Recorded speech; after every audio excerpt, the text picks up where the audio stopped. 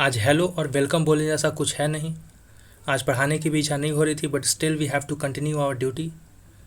I don't remember last time when we have seen such a barbaric action from police when they have forcibly cremated a dead body in front of their family against their wishes. Last time I remember during national freedom struggle when Britishers hanged Bhagat Singh, Sukhdev and Rajguru a day before the scheduled date, and thereafter they try to cremate their body before public may come to know about the reality. And thereafter, after independence, I don't remember any such examples. So this is the most cruelest and most uncivilized phase we can witness of the Indian political system. See, last day I was searching that whether there are crimes and what are the rate of crimes in developed countries like in US, UK and other countries like Australia, New Zealand, and what are the crime rates against women and against minorities in countries which is known for its cruelest form of punishments. So even in those countries there are crimes. So there will always be those antisocial elements who will work against and will act against minorities, will act against women as they are antisocial, and police system and judicial system have to work against those antisocial elements. So there are antisocial elements irrespective of geography, irrespective of level of development. There will always be some antisocial elements in the country. But what makes a country different is the way that how we deal with those antisocial elements. Whether a country provides protection to those antisocial elements, whether the political system itself participates and engages with those antisocial elements. So that makes the difference. Country which goes strongly against those antisocial elements protects the rights of its minorities, protects the rights of women, which constitutes almost the 50% of the total population. No country has developed by suppressing its 50% of the total population. We have to provide them security, the level of security which they deserve to participate in the public affairs openly. So such is the level of difference we have to bring in our Indian political and Indian executive system. See, police reform has also been a long pending issue in the country, but it has remained neglected almost by all the governments. No government has taken enough steps to bring in comprehensive reforms in the working and the procedures adopted by the police. Also, a few days back, when I was hearing presidential debate between President Trump and his opponent, when I was hearing that debate between both of these candidates, what I saw was mediator stopped Mr. President when President was again and again not letting his opponent to speak in his time. Then mediator stopped Mr. President by saying that Mr. President, let him finish first, then you can speak on your part. So such is the level of deepening of democracy which have taken in US. See, it is true that deepening of democracy takes time. It takes sometime decades or sometime even a century. Then only a strengthened democracy and democracy can be strengthened at the grassroots level. But it is important that we move in a progressive direction, then only we can reach to the level where some countries have reached. It is, but the fact of the matter is that we are moving in a reverse direction, in a regressive direction. The way India started after independence was commendable.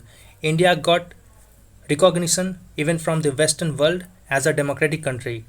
But now it seems that we are retreating away from that political setup and that political culture. Okay, so now let's begin our duty. Here is a question for the day. Question is Savantwadi Toys, recently in news, is famous in part of which state? These are the options. Read the options carefully and then answer. Here is the first question now. What are main categories of non-violence action?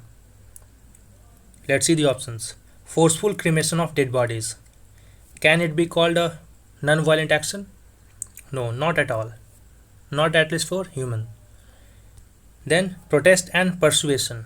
That includes marches and vigils. This statement is correct. But the irony is, in our country, protesters are arrested earlier than the criminals. Here B is right. C, non-cooperation. Non-cooperation, which was adopted by Gandhi as a method of satyagraha or as a method of protest against the Britishers in our Indian freedom struggle.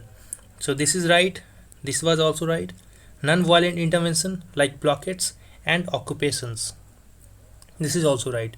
So here B, C and D are correct, but A is absolutely wrong. So here this option is correct.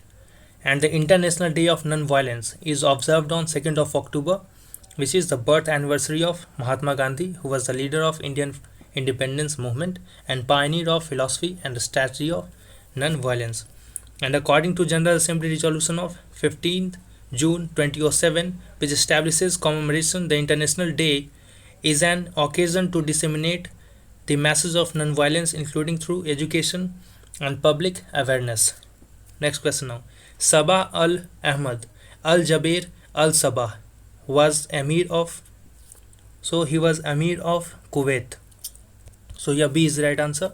Sabah Al Ahmad Al Jaber Al Sabah was born in 1929, died recently in 2020, and was Emir of Kuwait. He was the commander of Kuwait military forces from 29th of January 2006 until his death. What is Emir? In movie Airlift, you must have heard that Chatukar actor Akshay Kumar, who said that military general that you are Emir of Kuwait. So that this Emir of State of Kuwait is the monarch, head of state and head of government of Kuwait, and the country's most powerful office. Government of India has decided that there will be one day state mourning on 4th of October throughout the country as a mark of respect to the departed dignitary Amir of State of Kuwait. Next question now. Good Samaritan, a term often in news, refers to people who, so it refers to those who help victims of road accidents on the spot. See what used to happen in the country.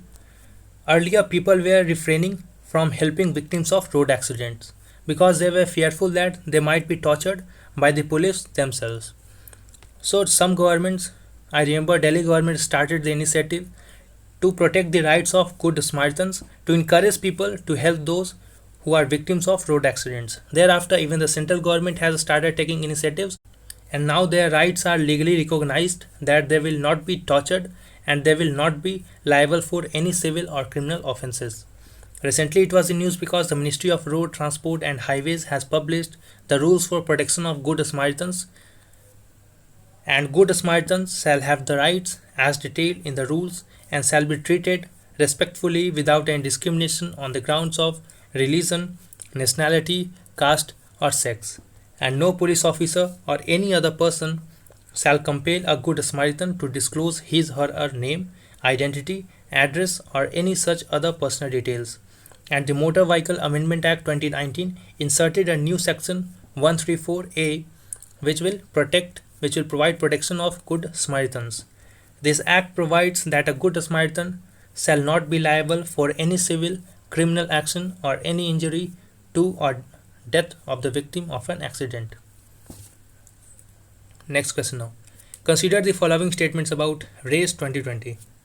It is a first of its kind global meeting of minds on artificial intelligence to drive India's vision for social transformation through responsible artificial intelligence. This statement is correct, and it is being organized by Ministry of Electronics and Information Technology and Niti Aayog. This statement is also correct. So here C is the right answer. The event will witness robust participation from global industry leaders, key opinion makers, government representatives, and academia. And industry analysts predict that artificial intelligence could add up to $957 billion to India's economy by 2035.